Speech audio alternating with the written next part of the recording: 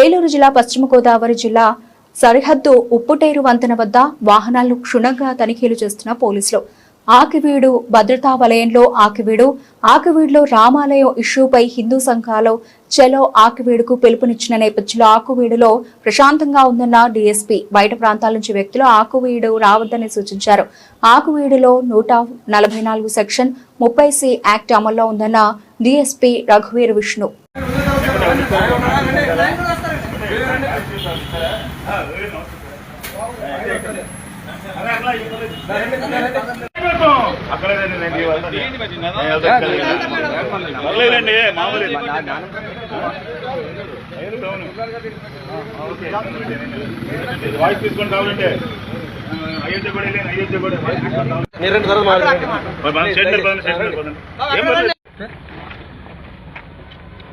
ఆకివీడు మండల ప్రజలందరికీ నమస్కారం.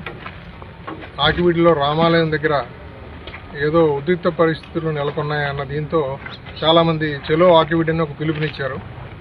అందులో భాగంగా మేము ఈరోజు మొత్తం ఏలూరు జిల్లా అంటే ఉమ్మడి మన వెస్ట్ గోదావరి జిల్లాలో ఉన్న ఫోర్స్ మొత్తం దాదాపుగా 500 మంది మొత్తం చుట్టుపక్కల అంటే ఒకరు ఓన్లీ ఆకివీడు టౌనే కాదు సరౌండింగ్స్లో కూడా మనం ఎవరు రాకోకుండా మనం వీళ్ళందరినీ కటాఫ్ పార్టీలన్నీ పెట్టి లోపలికి ఎవరిని రానికోకుండా కట్టుదిట్టమైన చర్యలు తీసుకోవడం జరిగింది. ఇవన్నీ చూస్తే ఒక ఆకతాయి పనులు చేసిన వాళ్ళ చర్యగానే భావిస్తున్నాము. దీంట్లో ఏ పార్టీ కూడా ఇన్వాల్వ్ కాలేదు.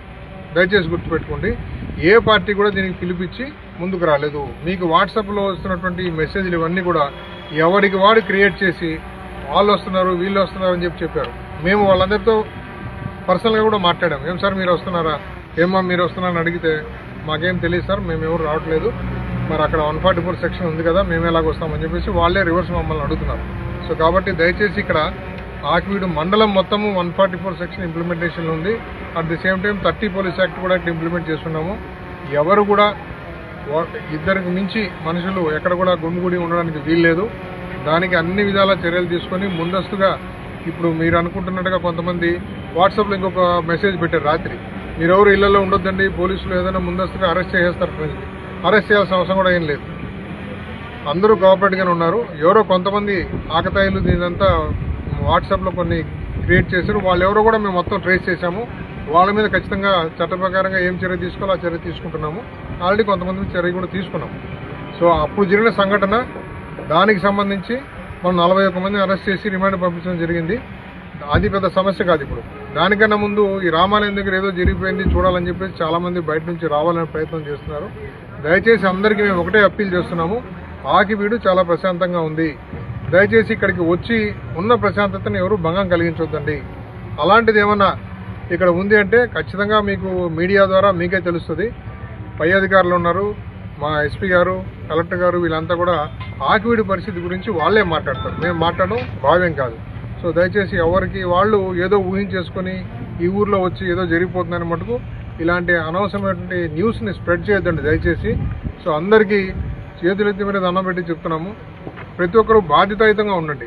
సొసైటీలో ఏదో ఒక జరిగింది కదా అంటే దానికి పూర్వపరాలు ఆలోచించకుండా ఏది పడితే అది మెసేజ్లు మీరు దాంట్లో పెట్టేసి ఇంతమంది పోలీస్ అధికారులు, జిల్లా యంత్రాంగము, తర్వాత ఎస్పీలు, కలెక్టర్లు ఇంత మేము దీని మీద శ్రమపడి అందరినీ కనుక్కుంటుంటే ఎవరో ఒక చిన్నడు అక్కడికి వచ్చేయండి చాలా జరిగిపోయింది ఇదంతా తల్లిరండి రకరకాలుగా ఏదో మెసేజ్లు పెడుతున్నారు. దయచేసి అట్లా పనులు చేయొద్దండి.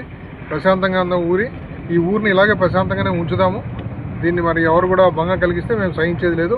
ఎవడు ముందుకు వచ్చినా ఖచ్చితంగా ఇక్కడ ర్యాపిడ్ యాక్షన్ ఫోర్స్ ఉంది,